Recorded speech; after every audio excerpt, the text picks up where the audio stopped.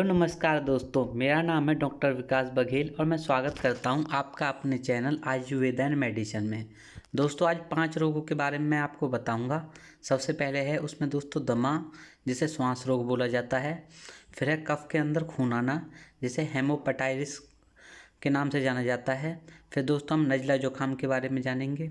फिर दोस्तों यक्ष्मा यानी कि तपेदिक रोग के बारे में जानेंगे। और फिर दोस्तों हम काली खांसी यानी हुपिंग के रोग के बारे में जानेंगे। दोस्तों ये 5 रोग हैं जो कि पाचन संस्थान के बाद दोस्तों हम जो श्वास संस्थान के रोगों के बारे में बात कर रहे हैं। दोस्तों ने पाचन संस्थान के ऊपर भी वीडियो बनाई है, आपको उनकी वीडियो की लिंक डिस्क्रिप्शन बॉक्स में मिल जाएगी।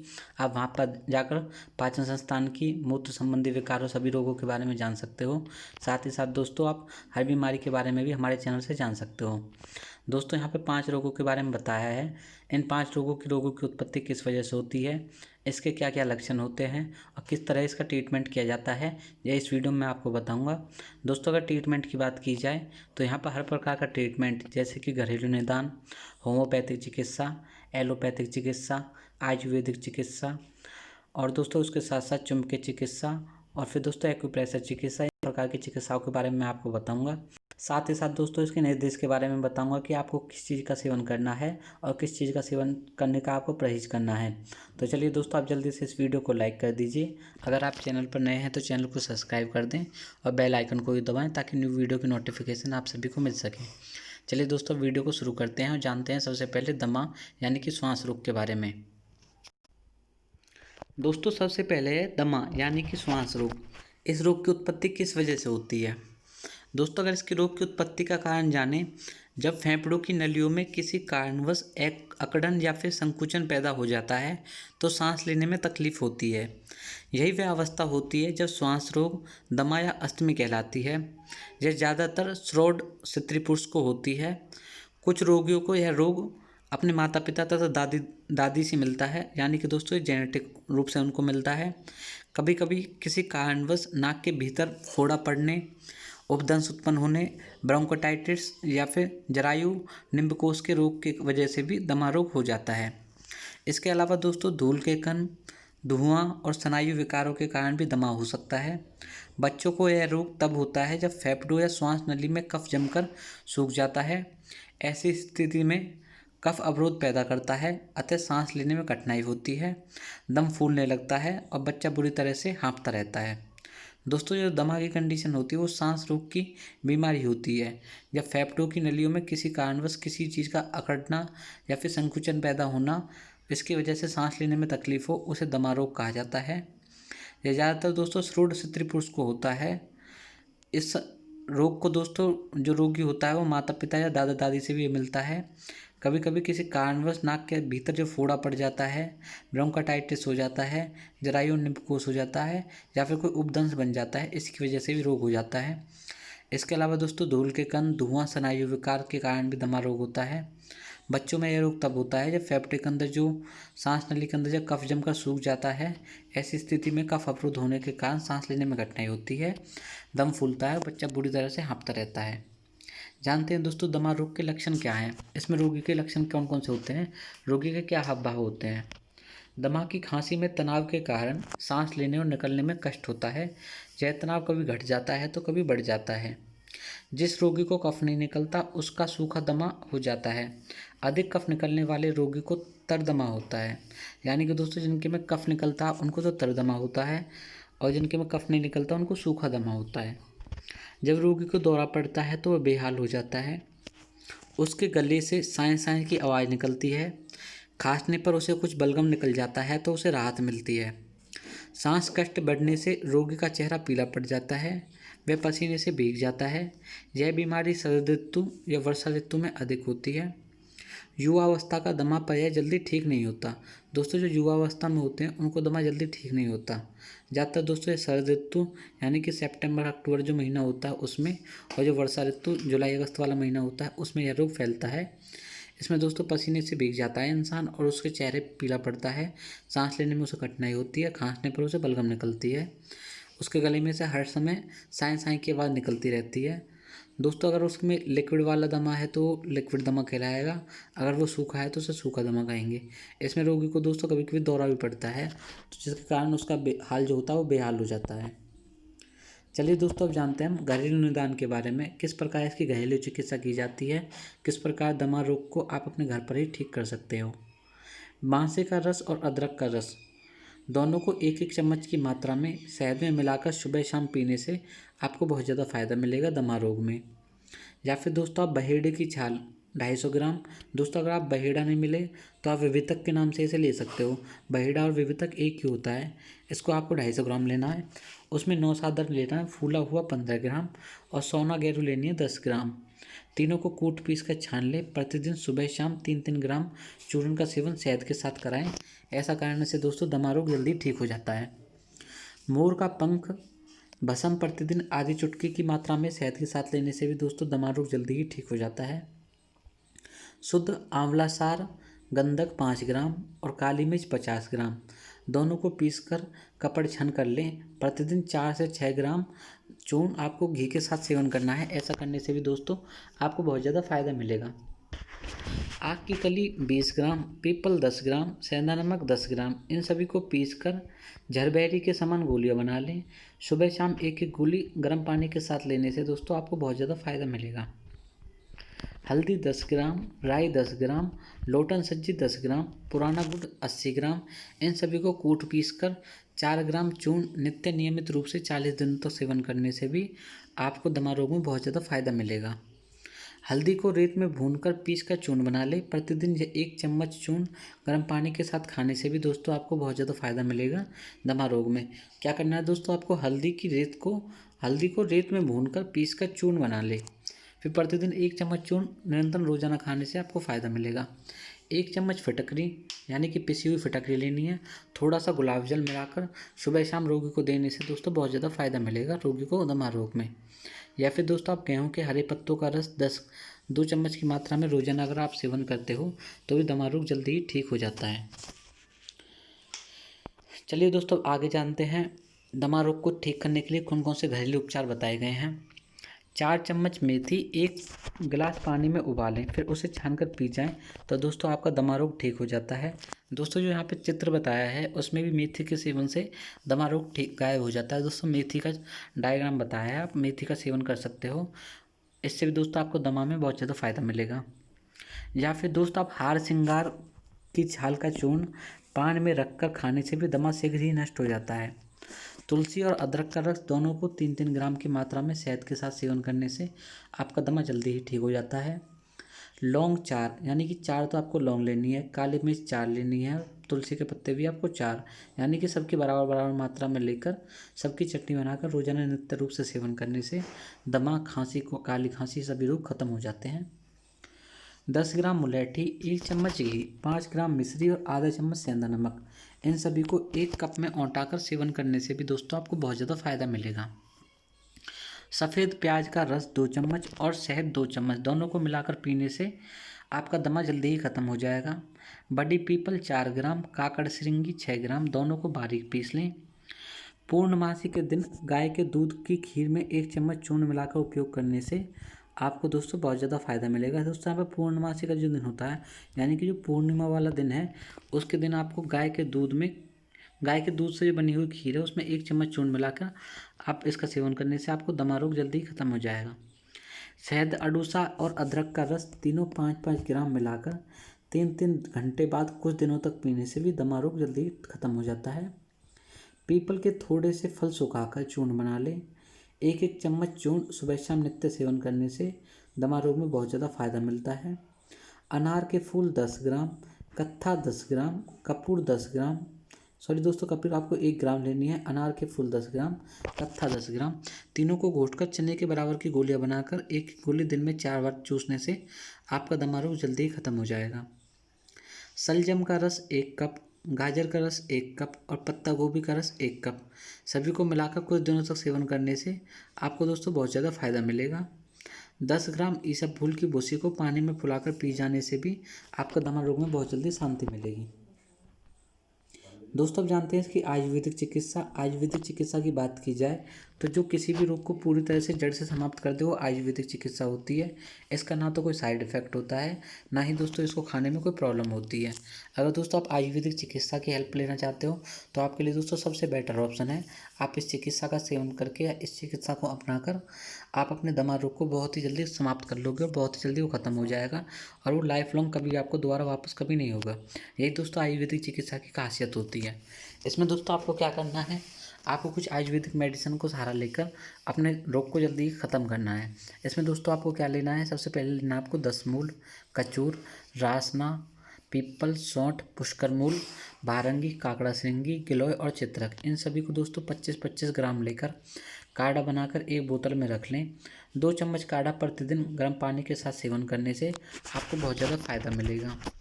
या फिर दोस्तों आप हल्दी, काली मिर्च, किशमिश, पीपल, रासना और कचूर, इन सभी को 5-5 ग्राम लेकर पीस डालें। इनमें से 4 मासा चूर्ण गुड़ के साथ सेवन करने से आपको विशेष फायदा मिलेगा। काकड़ा श्रृंगी, सौंठ, पीपल, नागरमोथा, पुष्करमूल और काली मिर्च, सभी वस्तुएं 5-5 ग्राम लेकर चूर्ण बनाएं। फिर दोस्तों उसमें थोड़ी सी पिसी हुई मिश्री मिलाकर 3 मासा दवा गुलाब जल में डालकर पीने से आपको बहुत ज़्यादा फायदा मिलेगा। शोधित पात्र सौंठ, काली मिर्च, नागकेसर, गंधक, लोहसार, कमीला, संभालू, पिपलामूल, इन सभी को पीस कर गर्म कर लें। इसमें से आधा चम्मच चूर्ण शहद के साथ लेने से दोस्तों आपको बहुत ज़्यादा फायदा मिलेगा। ऐसा करने से दोस्तों आपका जो दमा का रोग होगा वो जल्दी ही खत्म हो जाएगा।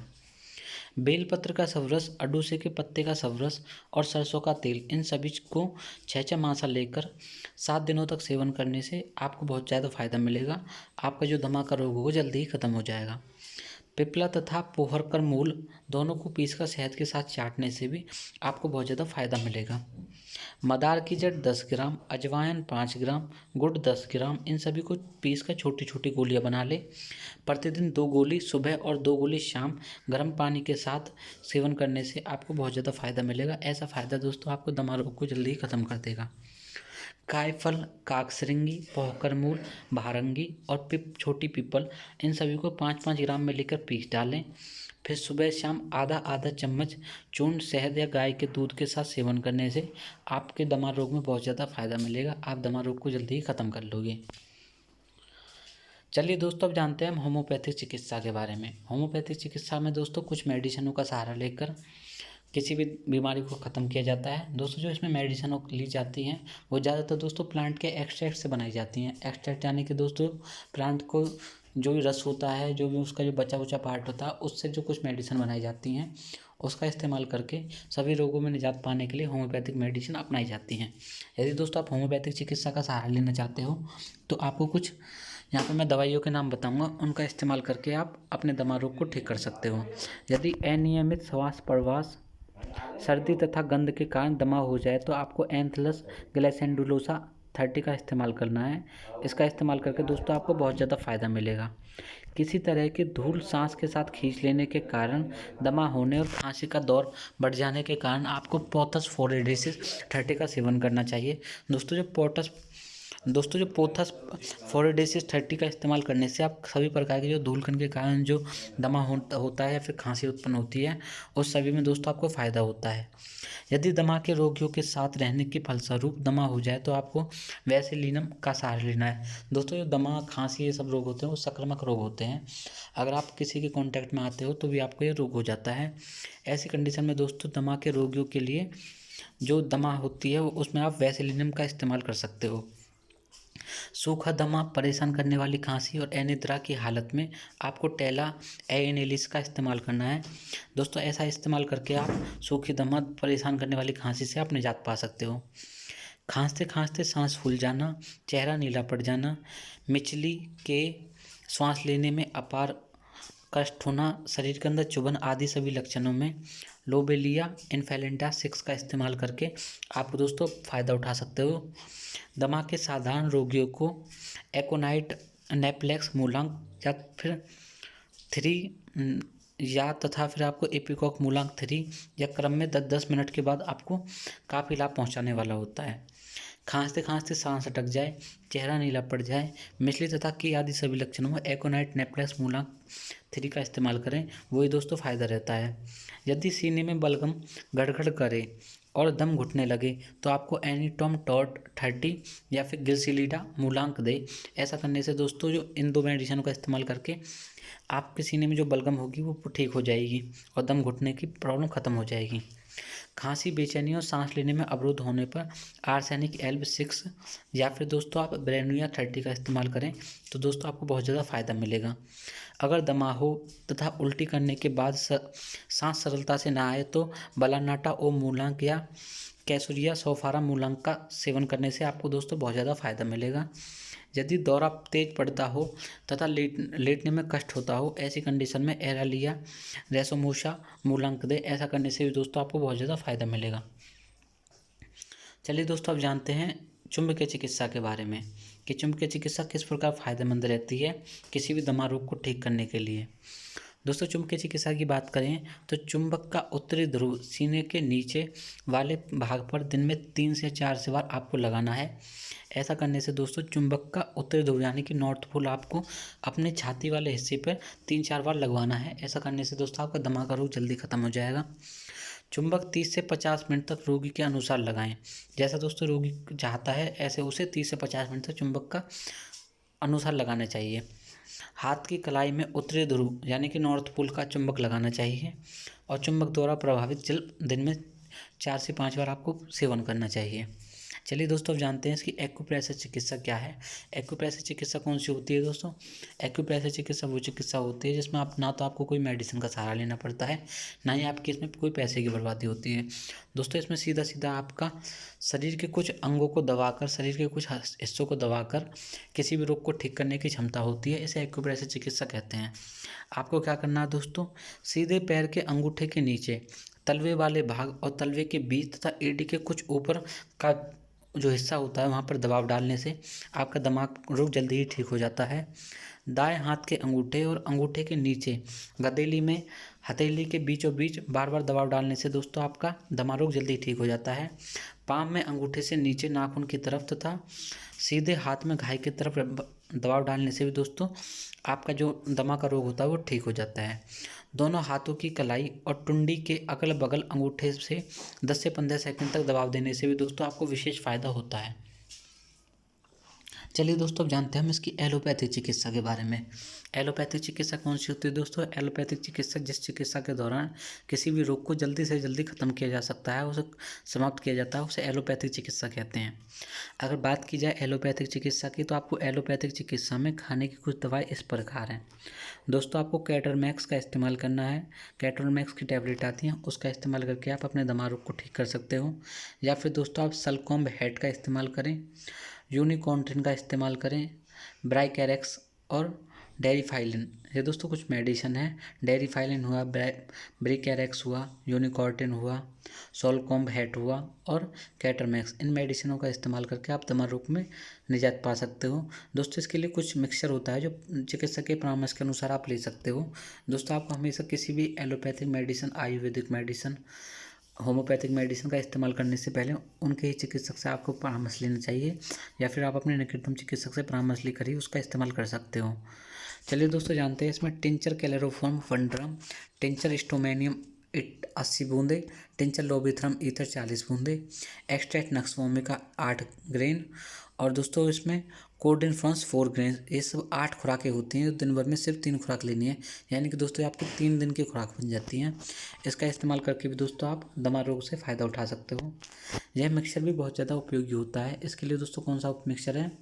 क्लोरप्रोमिजिन 12.5 मिलीग्राम, क्रेफ्डिन हाइड्रोक्लोर 15 मिलीग्राम, पावरिन हाइड्रोक्लोर 1 मिलीग्राम और ग्लूकोज 1 मिलीग्राम, इन सभी को मिलाकर एक मात्रा बनाएं। इसे प्रति 6 घंटे बाद देना है आपको।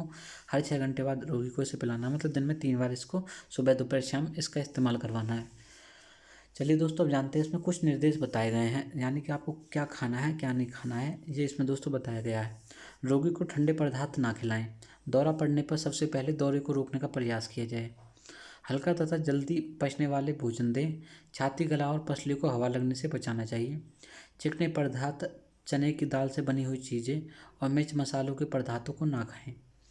पेट में कब्ज ना होने दें। कब्ज होने पर उसे तोड़ने की कोशिश करें। दोस्तों यहाँ पर ये कुछ निर्देश हैं, जैसे कि रोगी को ठंडा पानी ना पिलाएं, ठंडी कोई भी चीज़ को नहीं पिलानी है, दौरा पड़ने पर दौरे को रोकें, हल्का सुपाच्य भोजन दें, छाती, गला और पसलियों पर हवा ना लगने दें, चिकने पदार्थ, दालचीनी, मिर्च मसालों का सेवन ना करवाएं, पेट में ना तो कब्ज होने दें। पेट में कब्ज दोस्तों फास्ट फूड तो होता है, तो फास्ट फूड का सेवन नहीं करने देना है। कब्ज होती है तो दोस्तों उसे तोड़ने की कोशिश करनी चाहिए। दोस्तों कब्ज को तोड़ने के लिए आप क्या कर सकते हो, दोस्तों मैंने कब्ज के ऊपर एक वीडियो बनाई है, उसके लिंक भी आपको दोस्तों डिस्क्रिप्शन बॉक्स में मिल जाएगी, आप वहाँ पर जाकर उसे देख सकते हो। ये फिर दोस्तों आपके लिए बहुत ही ज़्यादा फायदेमंद होता है। कब्ज को दूर करने के लिए दोस्तों मैंने शुरुआत में ही कब्ज के दूर करने के लिए घरेलू उपाय, होम्योपैथिक चिकित्सा, एलोपैथिक चिकित्सा बताइए। आप वहाँ पर जाकर दोस्तों इस वीडियो को देख सकते हो, जिसकी लिंक आपको डिस्क्रिप्शन बॉक्स में मिलेगी। इससे पहले दोस्तों आप इस वीडियो को पूरा देखें, तभी उस वीडियो को देखना। चलिए दोस्तों आगे बढ़ते हैं और जानते हैं हम दूसरी बीमारी जो है दोस्तों कफ के अंदर खून आना, जिसे होम्योपेटाइटिस के नाम से जानते हैं। इसके रोग की उत्पत्ति किस वजह से होती है, चलिए दोस्तों जानते हैं इस वीडियो में। इससे पहले दोस्तों आप सभी से एक रिक्वेस्ट है कि अगर आपने हमारे चैनल को सब्सक्राइब नहीं किया है तो आप हमारे चैनल को सब्सक्राइब कर लें और बेल आइकन को दबाएं, और अगर दोस्तों आपने हमारी वीडियो को लाइक नहीं किया है तो आप हमारी वीडियो को भी लाइक कर दीजिए। चलिए दोस्तों अब जानते हैं कफ में खून आने की रोग की उत्पत्ति किस वजह से होती है।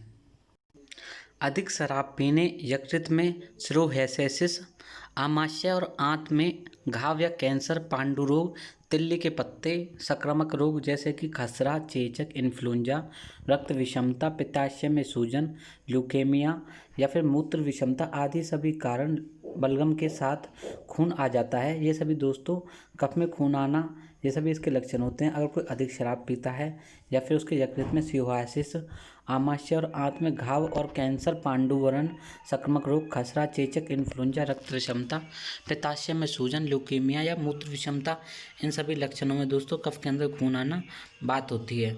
चलिए दोस्तों अब जानते हैं इसके रोग के लक्षण क्या हैं। इसमें दोस्तों कफ के साथ खून की उल्टी होती है, आमाशय में दर्द बाहर मालूम पड़ता है, अजीन, मिचली, मुंह का स्वाद नमकीन हो जाना, नाड़ी कमज़ोर हो जाना, लंबा श्वास, सुस्ती, सिर में झुनझुनी आदि सभी लक्षण दिखाई देते हैं। आमाशय से निकलने वाले खून का रंग लाल और फेफड़े में निकलने वाले रक्त का रंग चमकीला लाल होता है। खून में फैन युक्त श्लेष्मा मिला रहता है। बच्चों को श्वसन प्रणाली जैसे पर्दा या फिर ब्रोंकोनिमोनिया होने के पश्चात संक्रमण के कारण कफ में खून आ जाता है। फेफड़ों में क्षय रोग के कारण कीटाणु का संक्रमण होता है, जिसके कारण खून की उल्टी तक हो जाती है। दोस्तों ये उस रोग के लक्षण है, इसमें खून के साथ उल्टी आती है, पेट के अंदर दर्द और भारी मालूम पड़ता है, अजीर्ण यानी कि इंडाइजेशन, मिचली होना, मुंह का स्वाद बदल जाना, नाड़ी कमज़ोर पड़ जाती है, लंबे लंबे सांस आते हैं, सुस्ती आती है, सही के अंदर झुनझुनी, ये सभी लक्षण दिखाई देते हैं। पेट से निकलने वाले खून का जो रंग होता है वो लाल और फेफड़े से निकलने वाले खून का रंग चमकीला होता है। खून में फैन युक्त श्लेष्मा मिला होता है। बच्चे में दोस्तों ये ब्रोंकोनिमोनिया होने के पश्चात संक्रमण के कारण कफ में खून आ जाता है। फेफड़ों में क्षय रोगों के कारण कीटाणु का संक्रमण होता है, जिसके कारण खून की उल्टी तक हो जाती है। चलिए दोस्तों अब जानते हैं हम इसकी घरेलू चिकित्सा यानी कि घरेलू निदान किस प्रकार उपलब्ध है। अगर किसी को दोस्तों खून की या कफ की उल्टी आती है, कफ के अंदर खून आता है, तो दोस्तों ऐसी कंडीशन में घरेलू निदान किस प्रकार है। सबसे पहले खून रोकने वाली दवाओं का इस्तेमाल करें। इसके लिए दोस्तों सेटेलॉन हिमालय की 2 टिकिया पानी के साथ खिलाएं। खून रुकने के बाद पूरे दिन में 1 टिकिया दें। चरक की प्रोजेटेक्स कोट फोर्ट टिकिया भी काफ़ी लाभकारी होती है। दोस्तों फिर इसमें कुछ दवाइयाँ हैं जो मैं आपको बता रहा हूँ, वो सभी लाभकारी होंगी, उन्हें दें। जैसे कि अडूसे के पत्तों के सबरस में 43 पत्र का चूर्ण 1 चम्मच मिलाकर शहद के साथ सेवन करने से दोस्तों यह बीमारी पूरी तरह से ठीक हो जाती है। लाल चंदन, बेलगिरी, अतीस, कूड़े की छाल और बबूल की गोंद, इन सभी को बराबर की मात्रा में मिलाकर 2 चम्मच बकरी के दूध के साथ उपयोग करने से कफ के अंदर खून आने की प्रॉब्लम खत्म हो जाती है। चलिए दोस्तों और जानते हैं इसमें घरेलू निदान किस प्रकार है कफ के रोग को दूर करने के लिए। दोस्तों थोड़े से सूखे आंवले को घी में भून लें, फिर उसे कांजी में पीसकर मस्तक पर लगाएं। कफ के साथ खून आना बंद हो जाएगा। आम की गुठली का रस या हरड़ को पानी में भिगोकर सूंघने से रोगी को आराम मिलता है और कफ के साथ खून आना रुक जाता है। किशमिश, लाल चंदन, लोद्र और प्रियंगु, इन सभी को पीसकर चूर्ण बनाएं। फिर दोस्तों इसमें शहद मिलाकर चाटने से भी दोस्तों बहुत ज़्यादा फायदा मिलता है कफ के अंदर खून आने वाली प्रॉब्लम में। अडूसे के पत्ते, दाख और हरड़, इन सभी का काढ़ा बनाकर शहद का साथ अगर आप सेवन करते हो तो दोस्तों आपको बहुत ज़्यादा फायदा मिलता है। सत्यानाशी के पत्ते रस इसका रस 6 मासा की मात्रा में गाय के दूध के साथ उपयोग करने से दोस्तों आपको विशेष फ़ायदा मिलता है कफ के अंदर खून आने वाली प्रॉब्लम में। दोस्तों यहाँ पे जो चित्र बताया गया है उसमें हरड़ को पानी में भिगोकर सूंघने से हेमोपेटाइटिस रोग में लाभकारी रहता है। दोस्तों इसको आपको कटेरी की जड़ का चूर्ण 1 मासा और छोटी कटेरी का चूर्ण 1 मासा, इन दोनों चीज़ों को 6 मासा शहद में मिलाकर चाटने से कफ के साथ खून आना बंद हो जाता है। कायफल की छाल का रस शहद के साथ मिलाकर सुबह शाम अगर आप सेवन करते हुए चाटते हो तो भी दोस्तों आपको विशेष फ़ायदा मिलता है कफ के अंदर खून आने वाली प्रॉब्लम में। काली मिर्च, सौंठ, छोटी पिप्पल और छोटी इलायची, इन सभी को 5-5 ग्राम लेकर चूर्ण बना ले। फिर दोस्तों इसमें 3 ग्राम चूर्ण सुबह के समय शहद के साथ सेवन करने से दोस्तों आपको अनेक फ़ायदे होंगे। बेल पत्तों का रस, अडूसी के पत्तों का रस और सरसों का तेल, इन सभी को 6-6 मासा की मात्रा में नित्य 10 दिनों तक अगर आप सेवन करते हो तो भी दोस्तों आपको बहुत ज़्यादा फ़ायदा मिलेगा। पिप्पल तथा पोहकर मूल दोनों को 1-1 चुटकी लेकर शहद में मिलाकर सेवन करने से भी दोस्तों आपको कफ के अंदर खून आने वाली प्रॉब्लम में जल्दी ही फ़ायदा मिलेगा। मदार की जड़ 5 ग्राम, अजवाइन 4 ग्राम और गुड़ 6 ग्राम, इन सभी को पीसकर बेल के बराबर की पत्तियाँ गोलियाँ बना लें। फिर दोस्तों इसमें एक गोली आपको सुबह शाम पानी के साथ सेवन करनी है। ऐसा करने से दोस्तों आपका जो कफ के अंदर खून आने वाली प्रॉब्लम होगी वो पूरी तरह से ख़त्म हो जाएगी। चलिए दोस्तों अब जानते हैं आगे इसमें किस प्रकार की चिकित्सा बताई गई है। दोस्तों इसमें बताई गई है होम्योपैथिक चिकित्सा।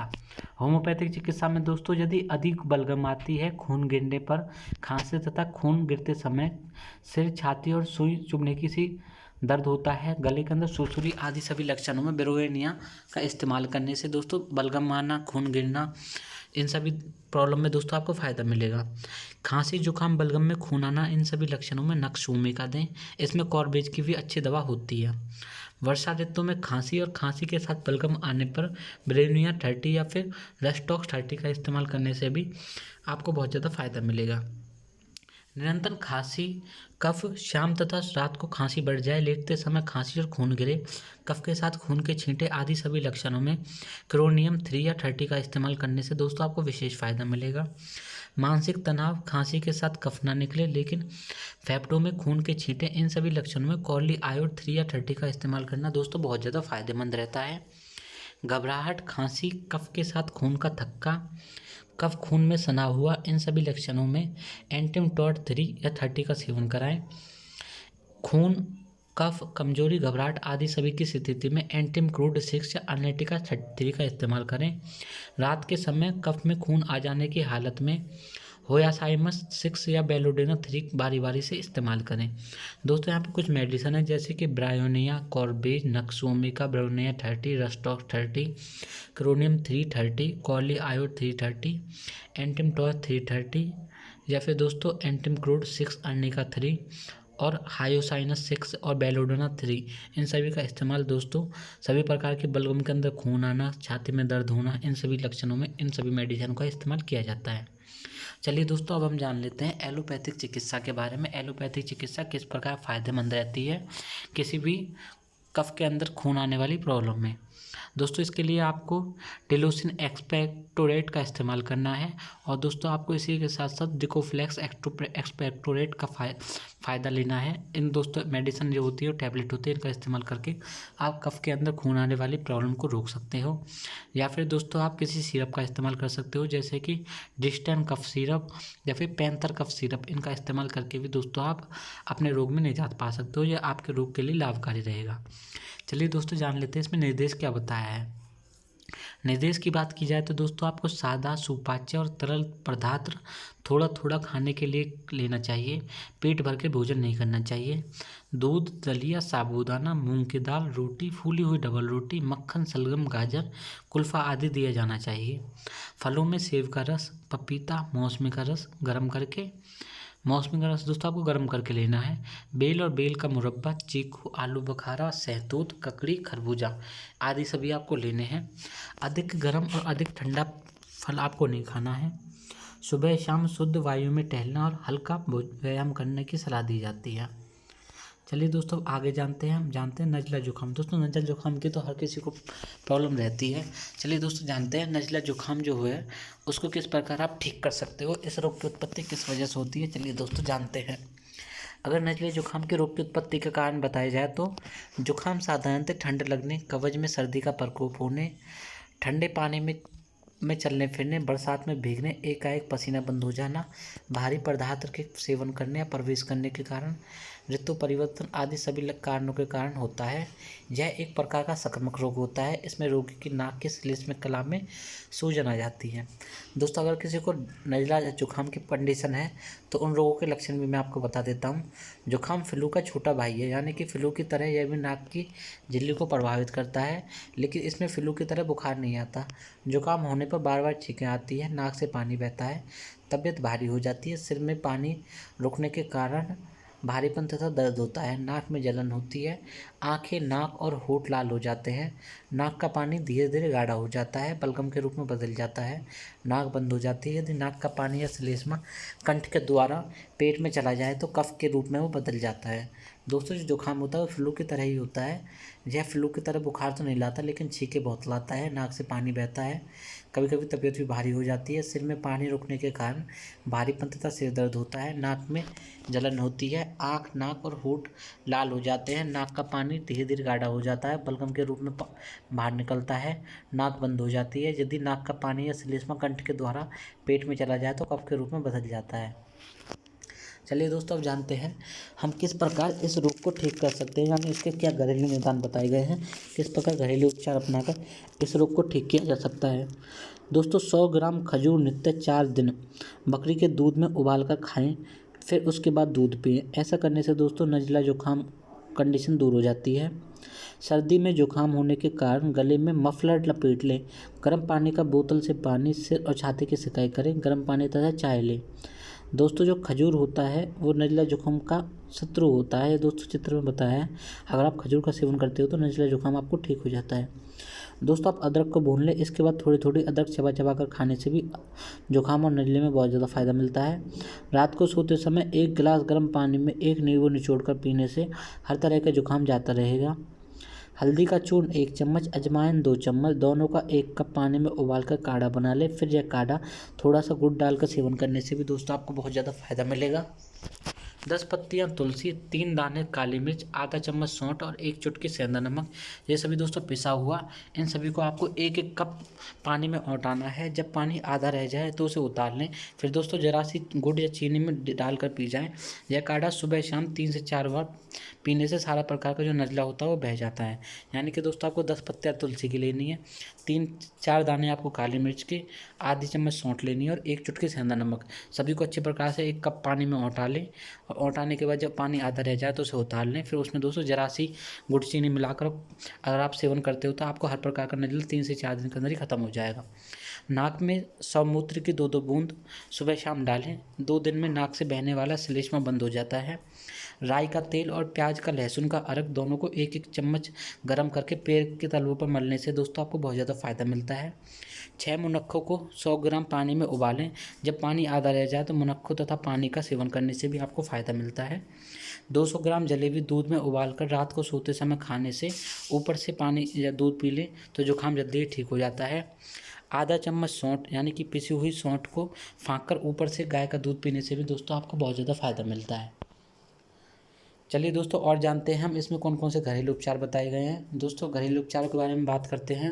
दोस्तों, इससे पहले आप सभी से एक रिक्वेस्ट है कि आप हमारे वीडियो को जल्दी से लाइक कर दीजिए। अगर आप हमारे चैनल पर नए हैं तो दोस्तों आप हमारे चैनल को सब्सक्राइब कर दीजिए और बेल आइकन को दबाएं ताकि न्यू वीडियो की नोटिफिकेशन आप सभी को मिल सके। और दोस्तों, अगर किसी को नज़ला जुकाम या फिर किसी प्रकार के रोग की प्रॉब्लम है तो उसे भी हमारी वीडियो ज़रूर दिखाएँ। चलिए दोस्तों, अब जानते हैं कौन कौन से घरेलू उपचार और बताए गए हैं इसमें। यदि साधारण नज़ला जुकाम हो तो 2 चुटकी फिटकरी फाँककर ऊपर से तुलसी, काली मिर्च और लौंग की चाय का सेवन करें। दालचीनी और जायफल दोनों को बराबर मात्रा में लेकर सुबह शाम लेने से जुकाम जल्दी ही ठीक हो जाता है।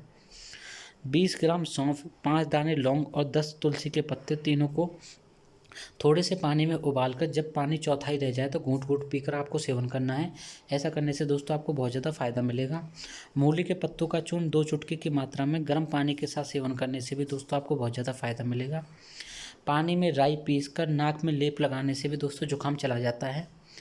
5 नग पीपल पीसकर 1 कप पानी में काढ़ा बनाएं, फिर उसे जरा सा उसमें शहद मिलाकर सेवन करने से भी दोस्तों आपको बहुत ज़्यादा फ़ायदा मिलेगा।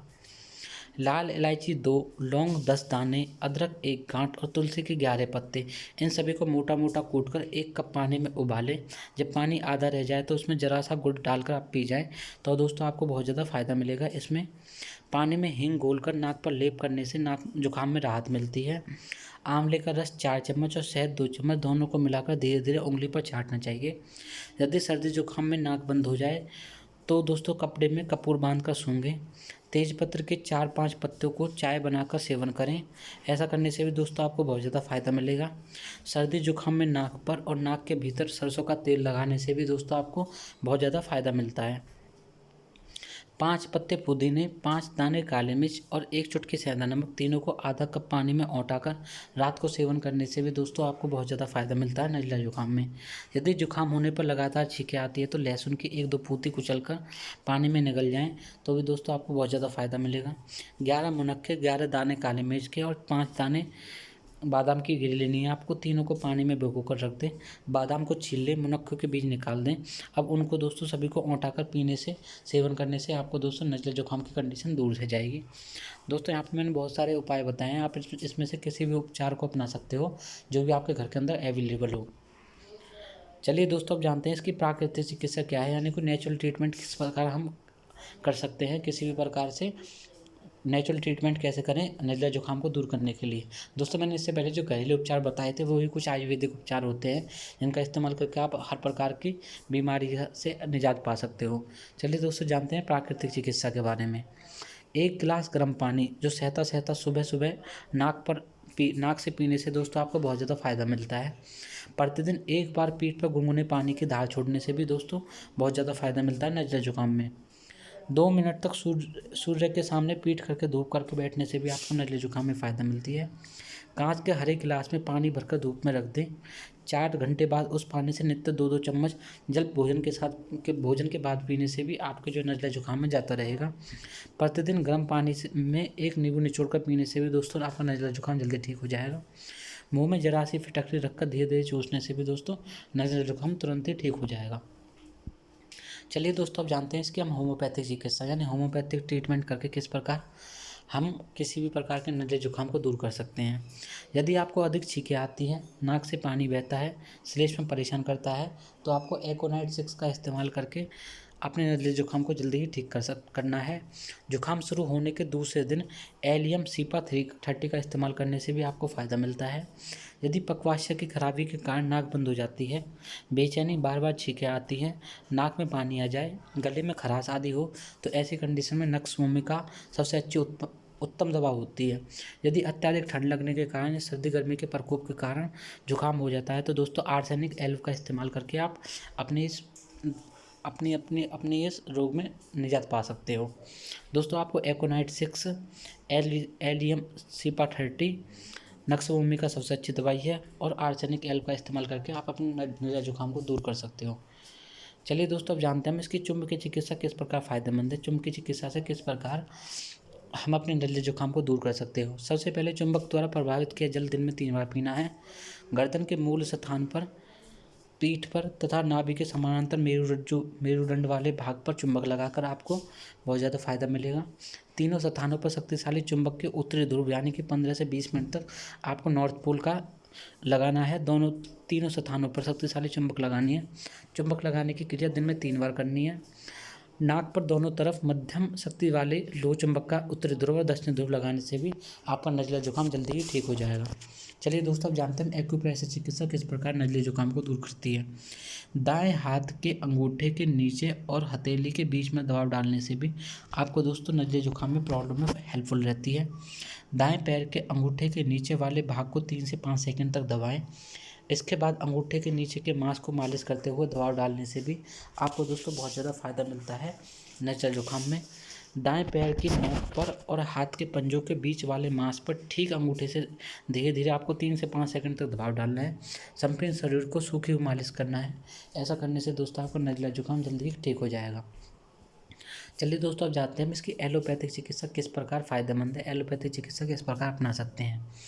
दोस्तों ये डॉक्टर के परामर्श के अनुसार आपको लेनी है। इसमें दोस्तों आप सिनारेल, मेल्डर, डेस्ट्रेन, रिनोस्टोट, कोजी प्लस और सोडिडोज की आप डोज लेकर आप अपने इस नज़ले जुकाम की कंडीशन को दूर कर सकते हो।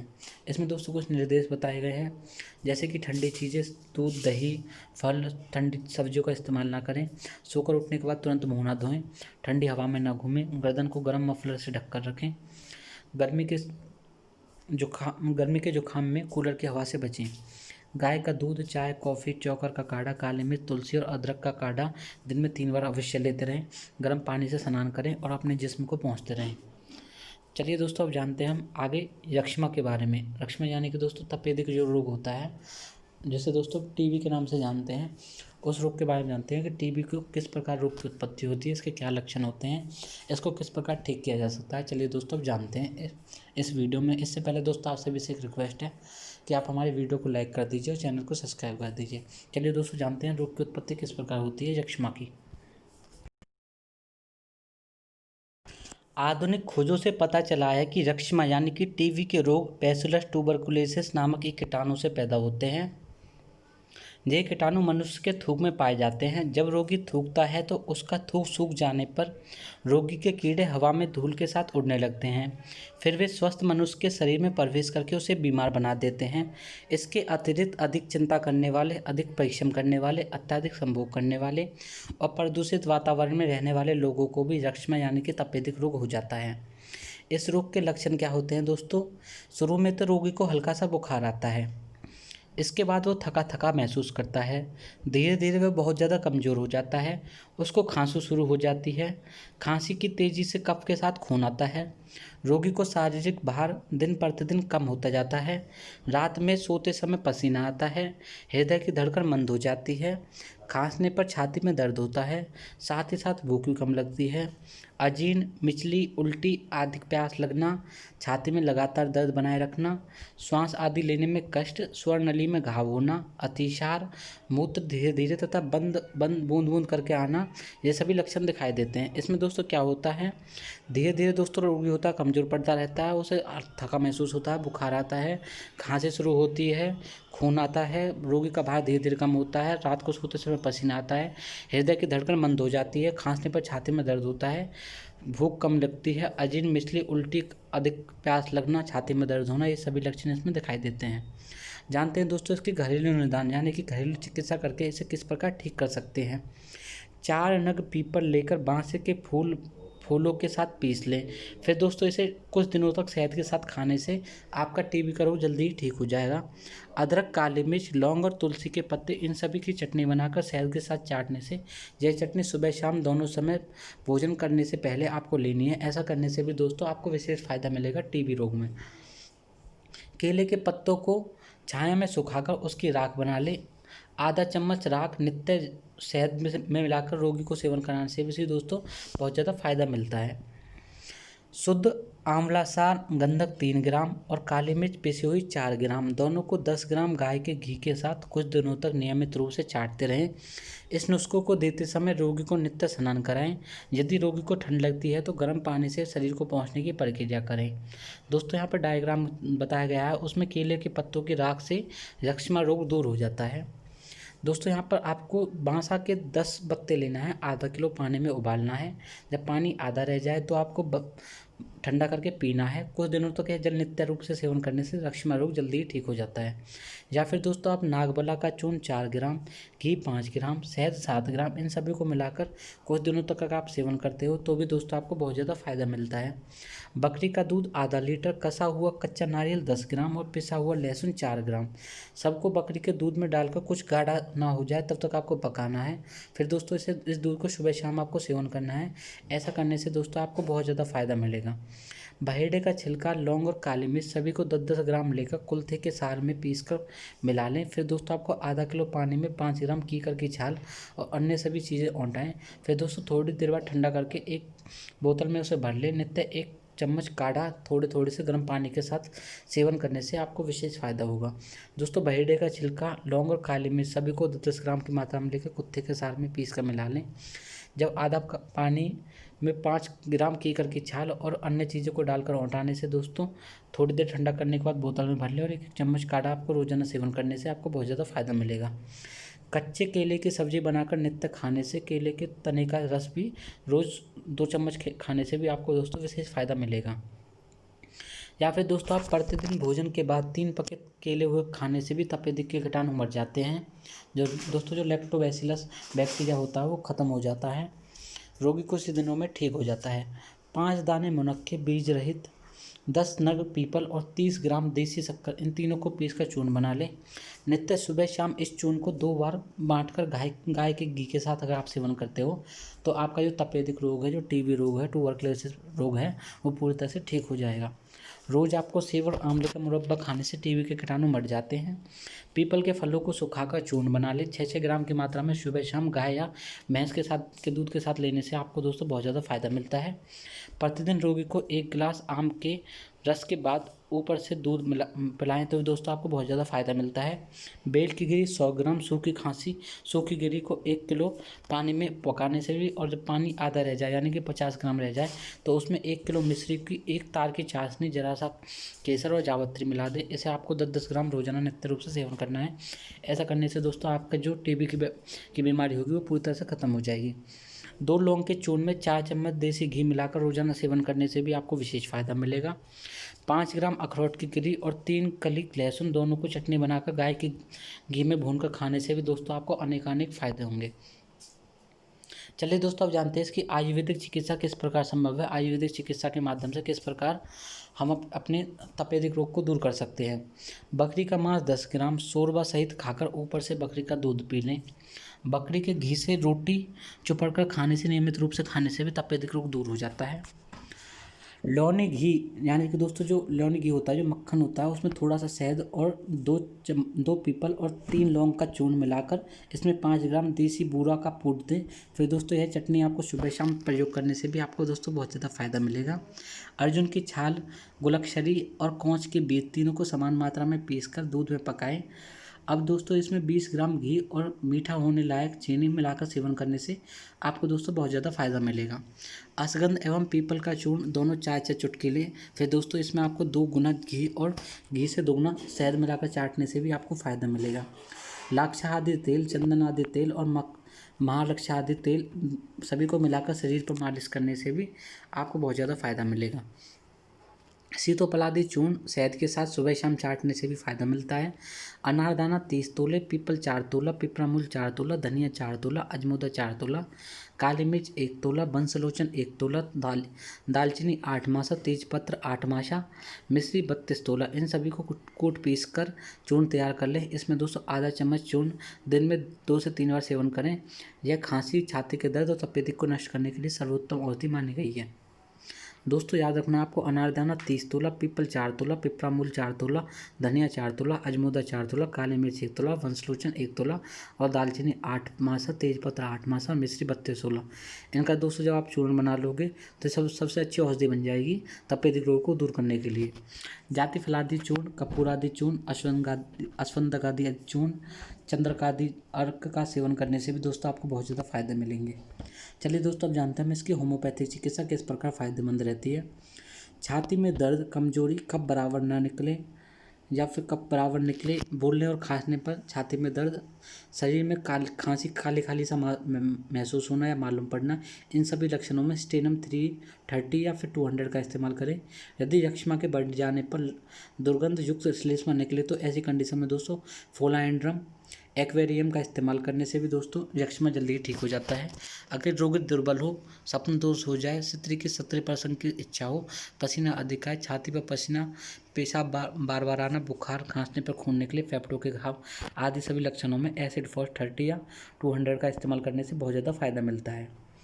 फेफड़े के ऊपर भाग में तेज दर्द, कुछ देर मेहनत करने पर सांस फूले, रोग जो होता है दिन रात बढ़ता जाए, आधी रात को अचानक तेजी से पकड़े, शरीर में जलन, सूजन, पुराने बुखार की शिकायत, आलस्य, बेचैनी और कमजोरी आदि सभी लक्षणों में एरोबिक एल्ब 30 या 200 का इस्तेमाल करें। साधारण रूप से यक्ष्मा की जो प्रसिद्ध दवा है वो बेरेलियम है। खांसी आने पर खून के साथ कफ आता हो तो इस कंडीशन में कॉलीम्यूर 3x दिन में 4 बार देनी चाहिए। रात को ब्रायोनिया 3 या लगभग 65 दिनों तक देनी चाहिए, यानी कि 2 महीने तक। क्षय रोग के लिए दोस्तों सबसे अच्छी उत्तम दवा है डिजिटैलिस। क्षय रोग दोस्तों यक्ष्मा रोग को भी बोला जाता है। फेफड़ों के यक्ष्मा के लिए टेरेंटुला क्लोब्रेलिस का इस्तेमाल करना बहुत ही ज़्यादा फायदेमंद है। यक्ष्मा के कफ की अधिकता, सीने में दर्द, सूखी खांसी, इन सभी लक्षणों में एक्लाफाइडा इंडिका दें। यदि यक्ष्मा का ग्रंथि शरीर में होती है, रात में खांसी बढ़ती है, साथ में कफ मवाद खून आता है तो खांसी बनकर आए, खांसते खांसते उल्टी हो जाएं, इन सभी लक्षणों में सवेरे कुप्रम मेट और रात को डोरसेसक 30 का इस्तेमाल करना बहुत ज़्यादा फायदेमंद रहता है। बहुत अधिक रक्त की उल्टी, रक्त मिला हुआ कफ, खांसते खांसते रोगी बेदम सा हो जाए, इन सभी लक्षणों में फिन्स रिजुलोरेसिया मूलांक दे। ऐसा करने से भी दोस्तों बहुत ज़्यादा फायदा मिलता है। चलिए दोस्तों, अब जानते हैं हम इसकी एक्यूप्रेशर चिकित्सा। एक्यूप्रेशर चिकित्सा से किसी भी प्रकार के तपेदिक रोग को दूर किया जा सकता है। दाएं पैर के अंगूठे में तली की ओर दबाने से आपको बहुत ज़्यादा फायदा मिलता है, जैसा दोस्तों डायग्राम में बताया है। दाएं हाथ के हथेली की तरफ अंगूठे से 1 अंगुल नीचे दबाव डालने से भी दोस्तों आपको बहुत ज़्यादा फायदा मिलता है। दाएं हाथ के अंगूठे में हथेली की तरफ तथा हथेली के मध्य 4-4 सेकंड तक दिन में 3 से 4 बार दबाने से भी दोस्तों आपको तपेदिक रोग में बहुत ज़्यादा फायदा मिलेगा। जानते हैं दोस्तों इसकी एलोपैथिक चिकित्सा किस प्रकार फायदेमंद रहती है तपेदिक रोग को दूर करने के लिए। खाने के लिए दोस्तों इन दवाओं का प्रयोग आप चिकित्सक के अनुसार कर सकते हो। आपको दोस्तों रेमिटाइड और दोस्तों आइसोरिफ्यूज और फॉरफॉक्स का इस्तेमाल करके दोस्तों आप तपेदिक रोग को दूर कर सकते हैं। फॉरफॉक्स, आइसोरिफ्यूज और रीमाटाइड का इस्तेमाल करना दोस्तों बहुत ज़्यादा फायदेमंद है। जानते हैं दोस्तों इसमें क्या निर्देश दिया गया है। राजयक्ष्मा के रोगी को शारीरिक और मानसिक परिश्रम अधिक नहीं करना चाहिए। बुखार न होने पर टहलने पर से लाभ मिलता है। दोस्तों यहाँ पर राजयक्ष्मा यूज किया गया है वर्ड। दोस्तों जो राजयक्ष्मा होता है वो रक्ष्मा का याद है, यानी कि दोस्तों जो चंद्रमा थे उनको यह सबसे पहले रोग हुआ था। क्षत्रिय प्रसंग के कारण, अत्यधिक लोभ के कारण उनको यह रोग हुआ था। उसके बाद ही दोस्तों यह यक्ष्मा रोग उभर कर आया था दोस्तों, यानी कि सबसे पहले जो राजयक्ष्मा रोग हुआ था वो चंद्रमा को हुआ था, यानी कि नक्षत्रों का राजा जो चंद्रमा होता है उसको यह रोग हुआ था। यह दोस्तों आयुर्वेद के अनुसार चरक संहिता में लिखा हुआ है।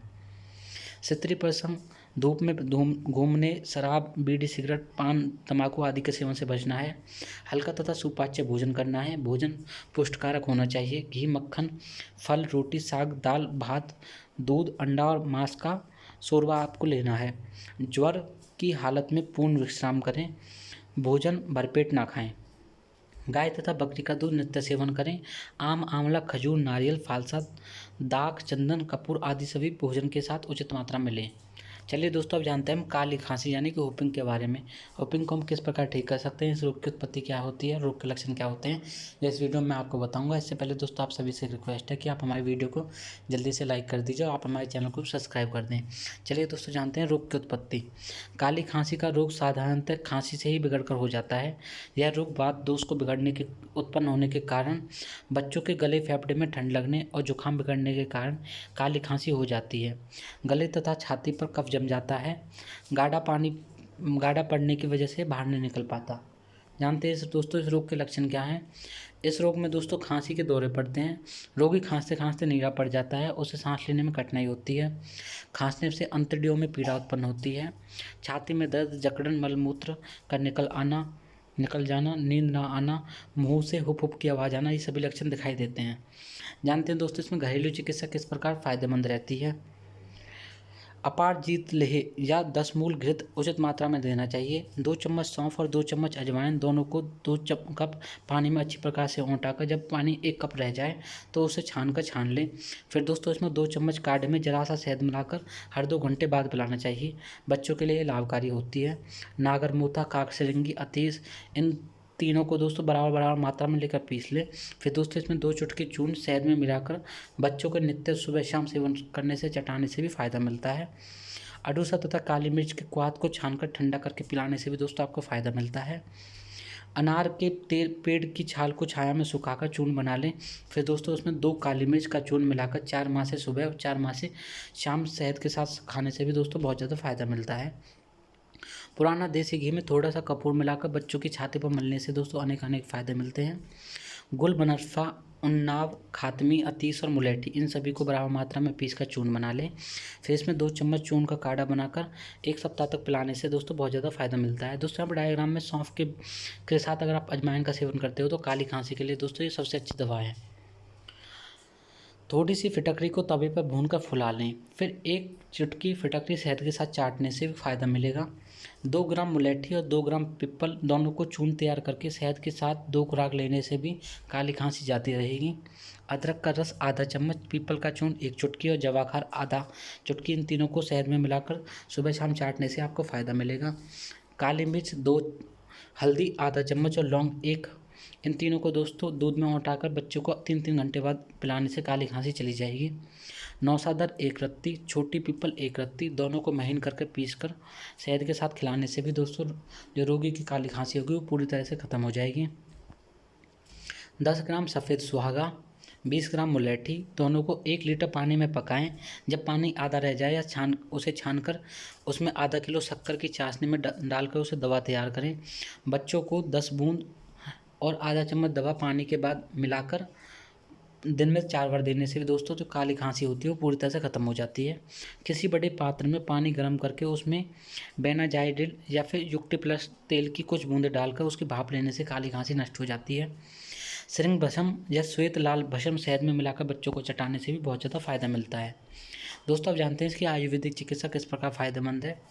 सौंठ, काकड़ा, श्रृंगी, कायफल, भारंगी और छोटी पीपल, इन सभी की 5-5 ग्राम की मात्रा में कूट पीस कर चूर्ण बनाएं। इसमें 3 मासा चूर्ण सुबह और 3 मासा चूर्ण शाम को शहद के साथ सेवन करने से काली खांसी चली जाएगी।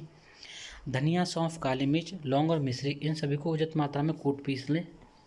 इसमें इसमें से 2 चुटकी चूर्ण शहद के साथ मिलाकर सेवन करने से काली खांसी बहुत जल्दी ठीक हो जाती है। काली मिर्च, केसर और लौंग, इन सभी को बराबर की मात्रा में महीन पीस लें। अब इसे थोड़े से पानी में के साथ मिलाकर घोल कर पीने से, फिर दोस्तों इसमें मूंग के बराबर की गोलियां बनाने से और 2 गोली शहद के साथ घिसकर सुबह शाम बच्चों को देने से भी बहुत ज़्यादा फ़ायदा मिलता है। पीपल और पोहकर मूल दोनों का चूर्ण बनाकर 1-1 चुटकी सुबह शाम शहद के साथ चाटने से दोस्तों अनेक फ़ायदे मिलते हैं। यानी कि दोस्तों आपकी जो काली खांसी है, हुप्पम की बीमारी है, वो जल्दी ठीक हो जाएगी। हरड़, सौंठ, काली मिर्च और लौंग, इन सभी को बराबर मात्रा में लेकर चूर्ण बनाकर 6 मासा चूर्ण गर्म पानी के साथ सेवन करने से बहुत ज़्यादा फ़ायदा मिलता है।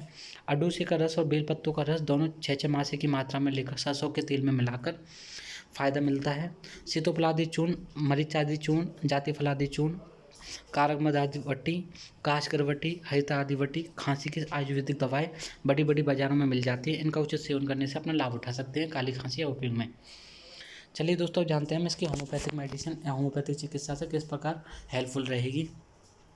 काली खांसी खांसते खांसते बच्चों का मुंह नीला पड़ जाए, घबराहट आदि सभी लक्षणों में एकोनाइट 3 का इस्तेमाल करें। सूखी खांसी, कब्ज, खांसते खांसते छाती में दर्द, सुबह शाम ठंडी हवा चलने के कारण खांसी का तेज दौरा होता है, इन सभी लक्षणों में ब्रायोनिया 3 या 30 का इस्तेमाल करें। सूखी खांसी, सवर नली में सुरसुरी, साएं साएं का शब्द, गड़गड़ की आवाज़ होना, मिचली श्लेष्मा निकलने, इन सभी लक्षणों में इपिकॉक 3x या 6 का इस्तेमाल करें।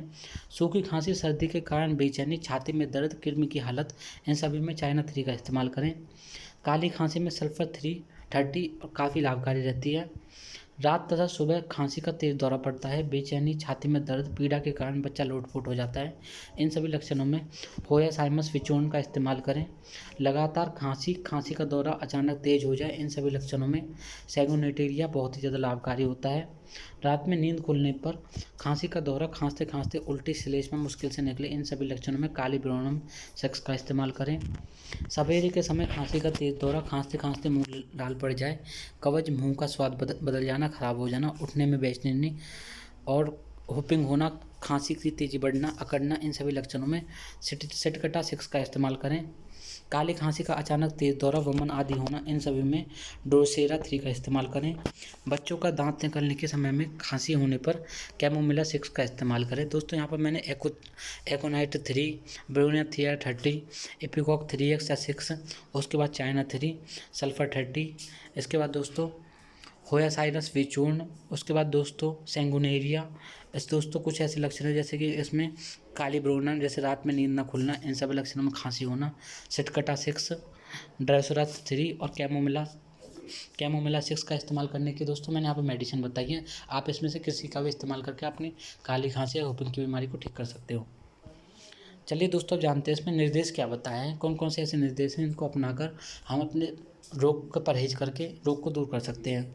बच्चों को ठंड से बचाना चाहिए, अधिक घूमने फिरने न देना चाहिए, सुबह शाम दौरा पड़ने पर पहले ही दवा दे देनी चाहिए। खट्टे फल, सिरका, कड़वी चीज़ें और ठंडे प्रभाव का भोजन भूलकर भी नहीं देना चाहिए। अचानक सर्दी या गर्मी वाले स्थानों पर नहीं जाना चाहिए, क्योंकि इससे रोग बढ़ सकता है। दूध, चाय, रोटी, सादी सब्जी, दालें दी जा सकती हैं। दोस्तों, यहाँ तक हमारी वीडियो को देखने के लिए आप सभी का धन्यवाद। अगर दोस्तों आपको हमारी वीडियो अच्छी लगी है तो आप हमारी वीडियो को जल्दी से लाइक कर दें। अगर दोस्तों आप हमारे चैनल पर नए हैं तो आप हमारे चैनल को सब्सक्राइब कर दें और बेल आइकन को भी दबाएं, ताकि न्यू वीडियो की नोटिफिकेशन आप सभी को मिल सके। दोस्तों, इस वीडियो में इतना ही। चलिए दोस्तों, मिलते हैं अगली वीडियो में। तब तक के लिए दोस्तों आप सभी को नमस्कार।